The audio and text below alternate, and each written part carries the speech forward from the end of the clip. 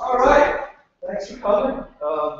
Maybe not the best location for the meeting, but it's great for in there. And there's some people still using there, so I don't want to kick us out of SIM. So we're here. And actually, I did try a couple of places at campus and or whatever, so they're good enough. It's here. I'm super excited about the. I mean, I literally feel like this is going to be enormous. I just can't. I think my family is sick or tired of these talks about it, but I think it's just going to be enormous on so many levels.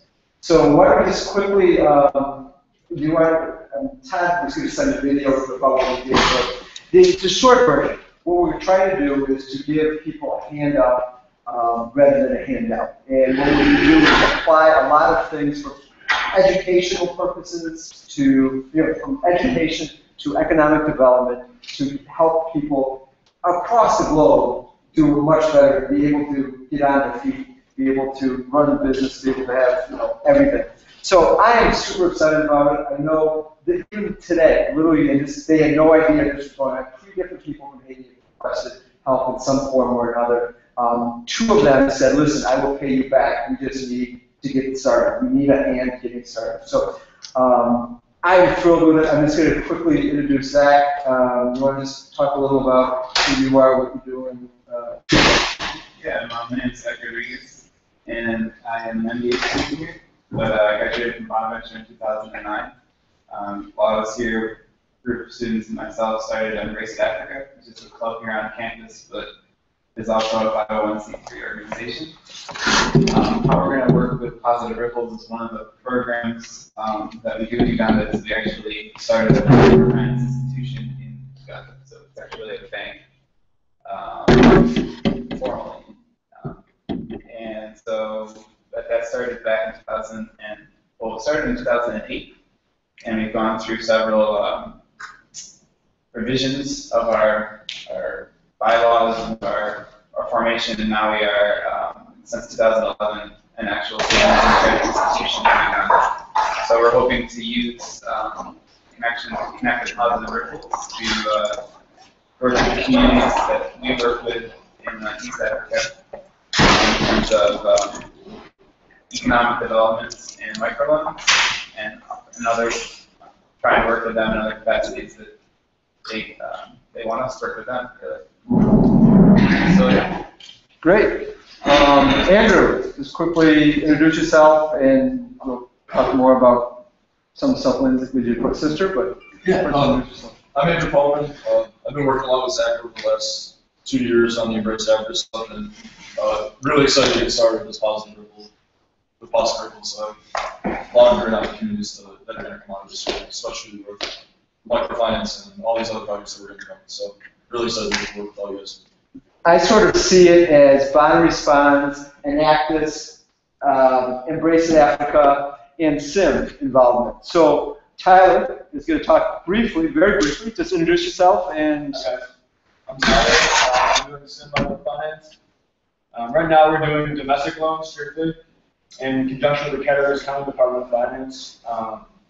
Working with Matt Bull. Right now we're in the process of doing our diligence on the company. We want to make sure that their interests are the same as ours, and hopefully we show them the process that they go through in getting out a loan. I mean, obviously we don't know everything you have to do yet, so hopefully by working with Matt, we will know everything from the loan application process to what happens if someone defaults on a loan, and we want to collect collateral. So we're going to visit Matt on Wednesday at his office, so that'll be a good start. And with that, while that is SIM, I think what we learned there will come over immediately, I mean like instantly, to working with us in Positive Ripples. I think it is just an absolute perfect fit for the 2 of them. So, Lindsay emailed me today, but why don't you just give an update? So the status here, so what we're trying to do. Micro loans are going to be a big portion of it. For those of you who have had me in finance lessons, you know I'm very big on the idea that we have people with money, people without money. What do we call them? People with money, what do we call them? Yeah, we can make this a quiz. People fail. Giovanni, 3 letters. 3 letters, what are they? People with money. SSU? surplus spending units. Those with money, people without money are deficit spending units, and in the middle are financial intermediaries. Haiti, Uganda, and many poor people here do not have access to these financial intermediaries. They just don't exist for any practical purpose. What we want to do is help fill that role, but also fill roles that are often not seen. For instance, in Haiti last year, we had a student who went through and did financial statements. Companies there had never done financial statements. They had no idea what a balance sheet was, and they had no way really, I mean, they were making money or losing money. So now they have a way of tracking revenues, tracking. So I think what we can do is a lot of the stuff we learn in classes, we can apply very, very quickly in actual companies around the globe.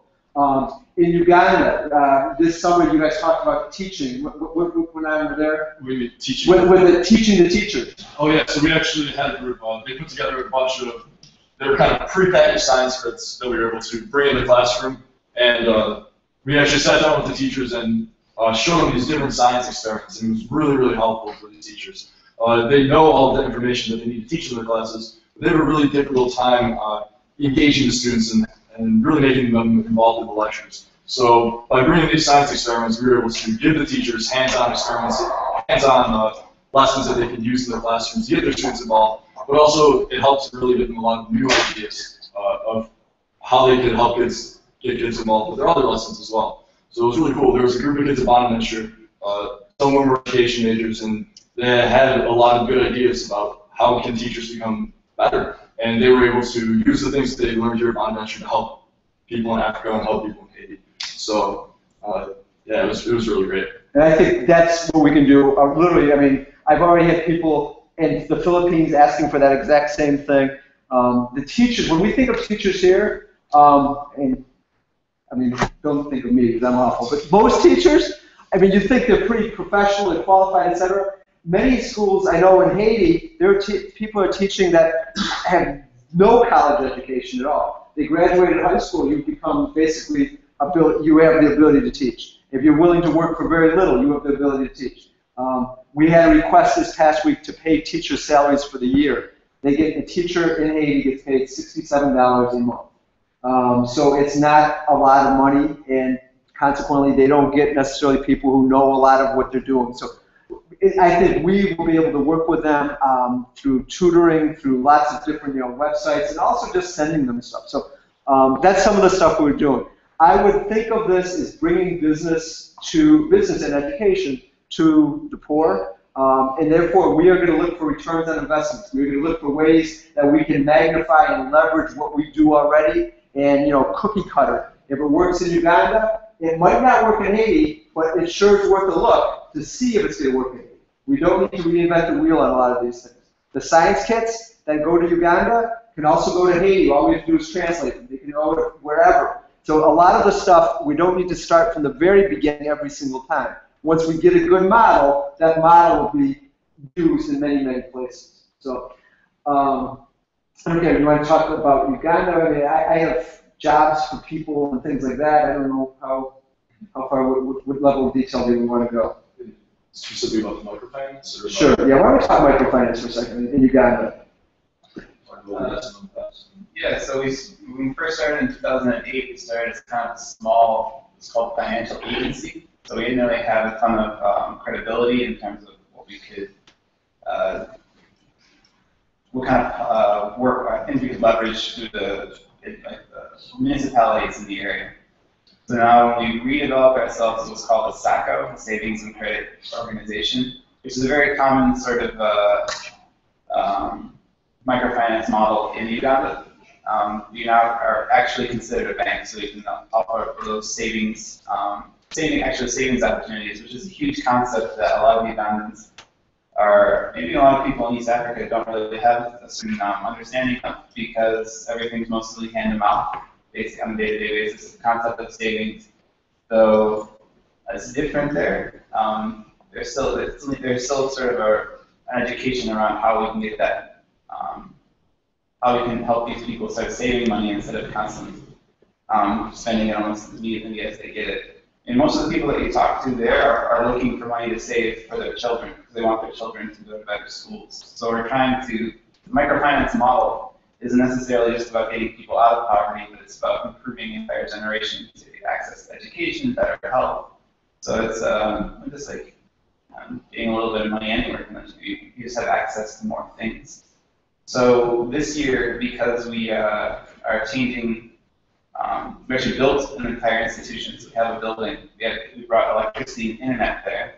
A cashier's box. I mean, it actually looks like a bank now. So it's a huge boost for us in the community. We've gained a lot of respect and a lot of trust from the people that we work with because we've gone this far. And so then Andrew and I spent a lot of this summer visiting other microfinance institutions in Uganda, getting a sense of the market, how people are running it there. And so when we start up operations, I think, and how I'd love to work with all you is how exactly we want to start understanding our own application process, how we understand our due diligence process, those sorts of things that come into play when... Just some, what does it mean by due diligence? Yeah, so when you're evaluating someone's loan application and you want to understand like what gives them, what makes their application stronger than someone else's. So we wanted to come up with a rubric or a set of standards that sort of allows us to get a bearing on why this person, how to evaluate a loan, basically. And that can do with collateral, but I'm more interested in, I think a lot of microfinance models too, which there needs to be a lot of re-education around or thinking about it. They're standing into the community because we want money to be going back into the community to sort of create any sort of sustainable change in an area. I mean, you can give somebody money all the time and they can go away and do their own thing, but is that really doing anything worthwhile? So I think the idea around it, I mean, the community mentality is also there in a lot of the places, just working together and creating sort of a team atmosphere and stuff that just needs something around some education that needs to be done around that there. So, yeah. Absolutely, and I think that the idea that they want to help their countries or their region or their area is definitely true. I mean, I can say it in spades in Haiti over and over and over again. People say, listen, I'm doing this not just for me, but I'm going to employ 3 people, I'm going to employ 5 people, and then for the kids. And the whole idea of a positive ripple is once we get one group going, they're going to help others, and they're going to help others, and they're going to help others. And it's not just a one-time, here's some money, and it's gone. This is a one-time, and even if they just pay us back, we can then use that money and recycle that money through many, many, many times. So I think on so many levels, I think this is enormously great. Other things that we are going to do is we're not going to have people making decisions without any ideas. So we're going to learn. I mean, Tyler was talking about locally, where we're working with Matt Bull and others to learn what types of companies we're dealing with and who we are lending money. Well, while it's difficult here, orders of magnitude more difficult overseas because we don't know. I mean, how many people here, you too, but others have been to Uganda? How many people have been to Haiti? Right? It's a different world, it's a different mind, it's different everything. And before we can work with them, we have to know them. I mean, we don't want to be this large and personal, whatever you want to call it, bank from America that is just sending money and telling you how to do stuff. So we are going to learn about the countries, we're going to learn about their environment, we're going to learn about the political systems, and we're going to literally get sort of the whole socio-economic background of where we're doing business. A lot of that will be done online. We already have set up a helpified map that is laying out, looking at poverty in the United States, looking at poverty in Uganda, which still needs to be developed more too. Looking at poverty in Haiti, looking at the environment, right? My brother's over in Africa right now. Yesterday I woke up to the text, the world is doomed. People just throw out everything. And I mean, it is a big mindset change that we have to do. I have a good friend of mine who lives in Port-au-Prince. She asked me last year to come down because they need, right now, everyone burns all plastic. Every piece of plastic is burned. And it's an enormous problem. And her daughter has asthma. And then she lives outside, right outside their room, the people are burning stuff, and she can't breathe or whatever. I mean, it's a horrible situation that a little education go a long way. I have asked many science people if we can come up with an easy way to what do I call it, to explain the dangers of burning plastic. I think we're going to be light years ahead, because I mean it's just something that has to stop. But there's so many different things. And today, one of the requests we had was for seeds, to buy money, it's money to start a garden program. That garden program doesn't sound like a lot, but all of a sudden we realize the kids who are going to school without food now can have, for a relatively minor, they're asking for $80 for seeds. For $80, they will be able to have food for most of the year, and also many of the seeds, we're not getting them salmon seeds, many of the seeds they can be regrown again. So you grow tomatoes, you can save the seeds and continue on and on and on. So we have in Haiti, one of the guys we work with all the time is just graduating with a degree in agronomy, which is basically an agricultural degree, and this is what he's going to school for, and he wants to work with us. He's very excited about starting garden programs at 2 or 3 different schools already. So I think there's lots of these ways that we can easily make a big impact. Electricity is another, one of my favorites. Solar energy systems. Right now, I read last night that 10% of Haiti has regular, consistent electricity. 10%. Think about that number for a second. When we were there, I would say out of a typical 24-hour day, we would have electricity for maybe 4 hours a day.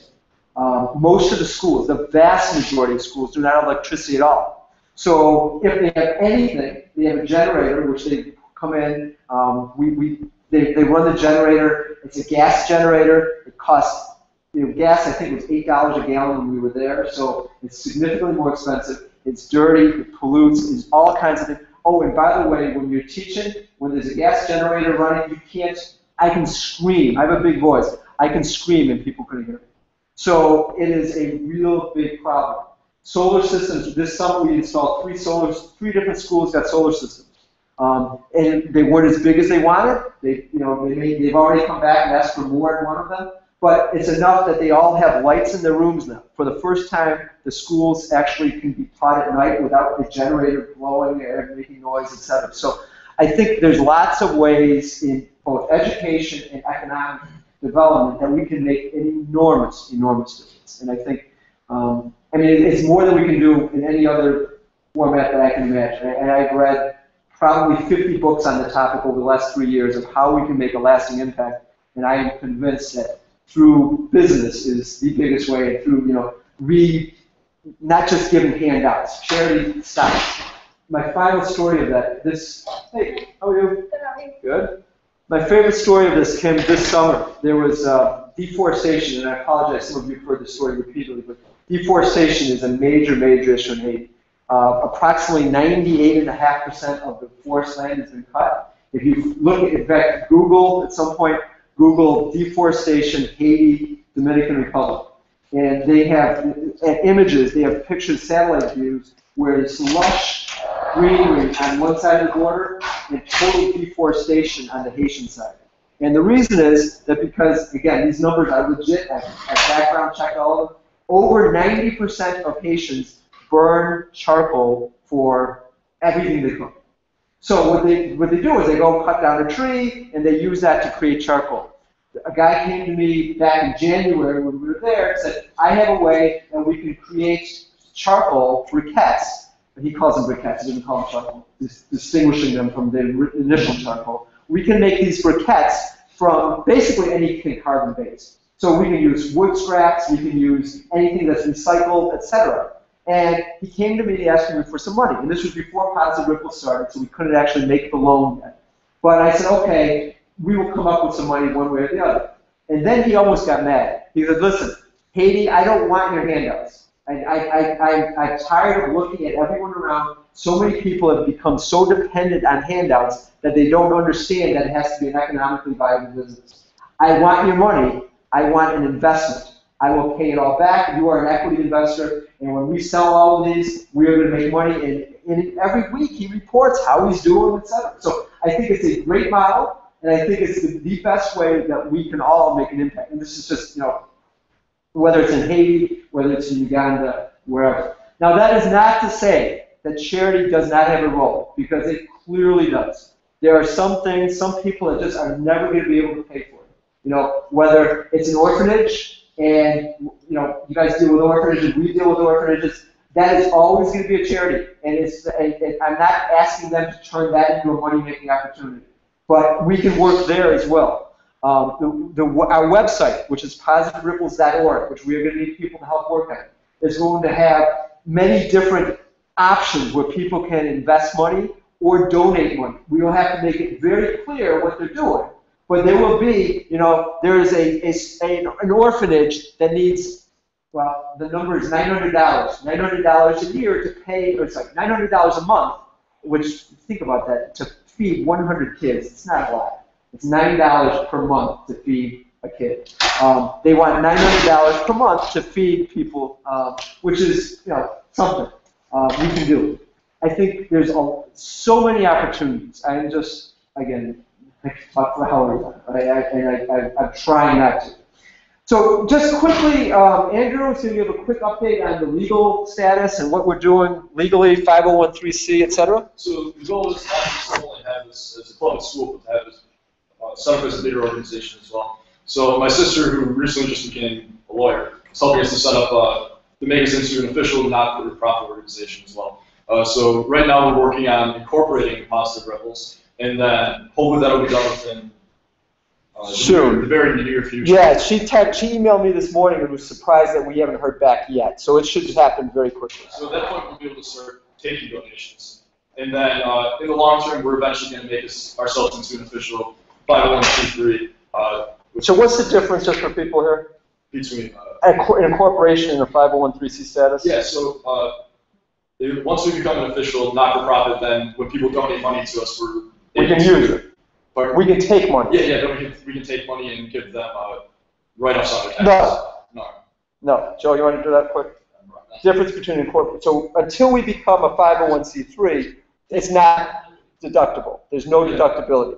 We incorporate first, then we can do business. But if people give us money, it's not deductible. And that we have to then get the 501(c) status, which will be the second step. That's what I was trying to say. Oh. Okay. We could take equity investments from them, absolutely, and we could take donations. I mean, just not, yes. Yeah. And then once you have 501(c)(3), they can take those returns and donate them however they want. Yep. Or they can sell it, or they can donate their equity investment as a charity. Correct. I'm just worried about time. I'm trying to get people out by 6. Things that we have to do. I came up with 2 pages of jobs that we have to do still. Everything from a formalized application process, the due diligence that Zach was talking about, to looking for legal approval locally, which Tyler is working on right now.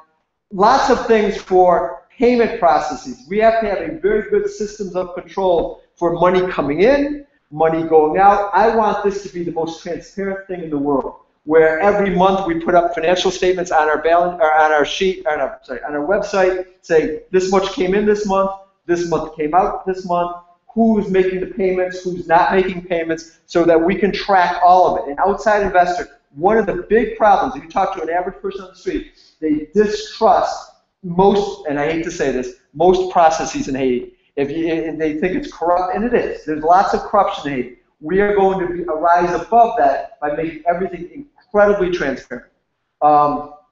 Payment practice, tracking systems, also education. And education is here and there. So the businesses are going to learn how to do financial statements, marketing, things like that. But also, we are going to learn a lot about what's going on there. So we need people to help develop those pages. Longer term, we are also going to create, work with other schools. We're going to create packets to go to local high schools to help them get involved. And as part of that, we're going to have certifications. So just as a simple example, some people might want to give money directly to a cause. They might, you know what, this solar unit or an internet cafe is exactly what I want to invest in. And that person can do that. They can invest all their money if they want to. Other people might say, you know what, I love the idea of Positive Ripples, but I don't know enough about where it should go. I'm going to invest in Positive Ripples, and it's going to be a pool of funds. What we will do, a group of leaders will be able to decide where that money is going to, where the best use of that money is going to. And what we'll do it through is a voting system, where if you take, the more certifications you get, the more, so for instance, if it's a solar, you might have to take some classes on solar electricity. You might have to take some classes on economics. You might have to take classes, and again, they're an hour. They're not 10-hour classes. And you pass a quiz, you get certified, and then you would get more votes than someone who just showed up, didn't do anything, and just said, you know what, I want to be in Positive Ripples. They would get to participate, but they would get many fewer votes than someone who's gone through all the process of knowing, you know, I know solar, I know Haiti, I know the environment, et cetera, et cetera, et cetera. So all of that stuff is going to be done, helpified. We need people to help set those up. What else do we have here? Too many things. We need help with a website. We have a person, Shaheen, who's working on a website in Pakistan. He's a friend of mine who is working on that. We need someone to work on that. We need help. Zach is working a little on it, but I think he would love some help on grants and identifying grants and all of the process of getting money. I think this is, personally, this is opinion, I think this is going to be a fairly easy thing to raise money for. Everyone I've talked to says, what a great idea. So I think we can do this. I think we can pull it off big time, but Zach has experience doing that, and if you want something, if you're only doing this for selfish reasons or whatever, learning how to write grants is something that's going to look awfully good on a resume. That will so easily interfere with that kind of skill. Yeah. I mean, that's a skill that no one is ever going to say, you know what, I don't want that person because he or she knows how to write grants. It is, everyone is, I mean, how many grants do you write? Probably 10 to 12 a year. Yeah, I mean, it's something that, no matter what, whether you're in education, whether you're in a not-for-profit, I mean, it is something that is very, very useful for many, many levels.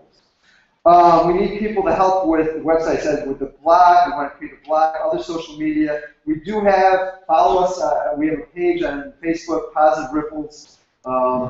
We need people working on accounting. This is an idea we've floated out, I think would be sort of cool if we actually do audits by pictures. We can't actually go and inventory stuff. They take a picture of what the product they have, and we see it, and we go from there. Educational system, tracking system. I would love, I mean, that's going to be the big one. That we really have to think long and hard about how to do that one. Just simple things. If they make a payment down there, who are they making the payment to? In Uganda, it's easy, right? It's not going to be like that at first in Haiti. It will be down the road, but at first it's not going to be easy to do. So lots of things to do, lots of help is needed. What am I forgetting? Yeah, just lots of help. It's interesting because we have a lot of research to do, but at the same time we have a lot of observational pieces to set up at the same time. So there's kind of a wide range where we're beginning, and just kind of whatever interests you guys the most is. Yeah. It's just, you know what, do you have paper? You have paper or something? You get paper, people's names and stuff. Please get involved. I literally, the last time I know of an organization totally starting with, yeah, Embrace in Africa or BonaResponds. I don't know which one started first. They're both about the same time.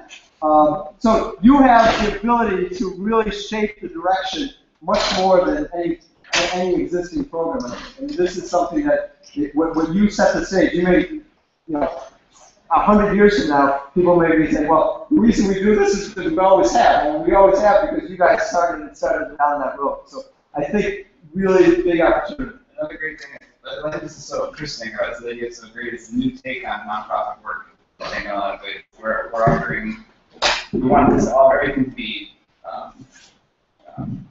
economically sustainable. We don't want to just kind of be handing things out, which I think is a key effect or a problem in a lot of nonprofit work. This is going to be something really new, and I think that's really exciting. I'm stoked. Yeah, I mean, I'm like thrilled with this. I think this is just going to be enormous. Mike, you're hiding your excitement so well.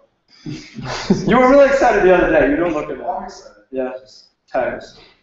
I actually, when I talk, people tend to fall asleep. So. I don't have to excited. I should note, just because, especially for you, Greg texted, and he found it, he's like, are they hiring? Because he wants to teach in Haiti, and I wrote back that he's unqualified, and he goes, but he would work cheap. So, actually, he said he was cheap, but anyway, I'm not sure what that meant. So, anyways, please, how many people feel interested still? How many people that I talk out with? So Todd Palmer is also very involved in this. He could not be here tonight. He had a parent-teacher meeting, I think it was? Friday. Oh, okay. I'm not going to argue with somebody that's Friday. It's Friday. But I don't know. If there is something that interests you of that list, please let me know. Please let us know anyway. Don't walk away from here and think, we're going to tell you what to do, because we're not. I'm not going to say, you do this, you do that. What I want you guys to do is what you feel interested. I will say the only limitations right now we are going to start in Uganda, we're going to start in Haiti, and we're going to start out in the United States before we try elsewhere. I know, friends have already mentioned this in India, in Ghana, and in the Philippines. But I think maybe even 3 is too much to start, but we're starting with 3. And no more than 3 to start. So don't come to me and say, let's do something in Brazil. Not yet. Soon, but not yet. Questions? What's the most interesting thing? What do you want to do? I don't know. What do you want to do? I'm just in the auditing process. Auditing process? Of course, accounting. Sure. Yeah. Well, that's what you want to do. If you're learning something in class, we want you to be able to apply that in the real world. And it builds, A, your resume, B, your knowledge. The best way to learn something is to teach it. And you're going to be teaching it to them. So I think it's great. What do you want to do? How many accountants do we have here? Oh, a bunch of them. Nice. Okay. How many non-business students do we have? What's your major? International studies. Oh, even better. Great, yeah. Actually, I want to talk to you afterwards because I have a person who wants to come here after the week of Thanksgiving. It's an interesting story. He is graduating from the University of Iowa, and he wants to come here to get an international studies minor after he graduated from the University of Iowa. So just. Yeah, I don't know. He's asked me twice about it. So yeah, I don't know. I tried to convince him to get an MBA instead, but anyways. Major? History and political science with a minor in education. Good. Well, all 3. All 3 of them will be useful. Education, clearly. Political science. If you want to study corruption, look at Haiti. They don't even know when the next election is going to be. They've been fighting for elections for a while, so. Now they already know who's winning every year. Makes it easy. Major? Marketing. Fundraising. On their side, teaching them. There's so much in marketing. We're not going to Australia. I'm sorry. No. No, we're not going. We're not going to buy you a plane. What's your major? I don't even know. Accounting. You're interested in doing something in accounting or somewhere else? Or? Trying to do everything. Good. All right, so I don't know how, did everyone sign the paper that's going around? Still signing? Okay. I guess my suggestions for now would be I will send out an email to all of you with the Helpify path. Take a look at that, read through it. The questions aren't there yet. Those are things you guys will have to develop, whoever decides to do it. But honestly, some of them are just staggering. To look at the poverty of the videos, it's just, I don't know. What would you describe? Use? Changes you forever. It puts you in a position in the world, I think. You're kind of just an American, but when you see everything on different scales, you kind of get a bigger sense of things. Totally. All right, as soon as everyone gets signed up, if you do have questions, holler or come up or ask any of us or, You see us around? yeah, whatever. Say hi. On average, we have about the same amount of hair, the three of us.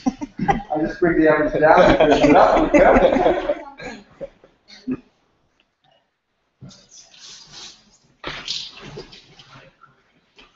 Mike, you awake? Make sure you guys just sign the form before you go. Just a Great, thanks. That's really simple.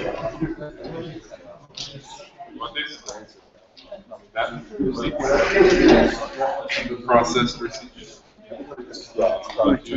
See the shared with you. I did. Yep. This is pretty basic. Researching not only what you yourself, but researching what?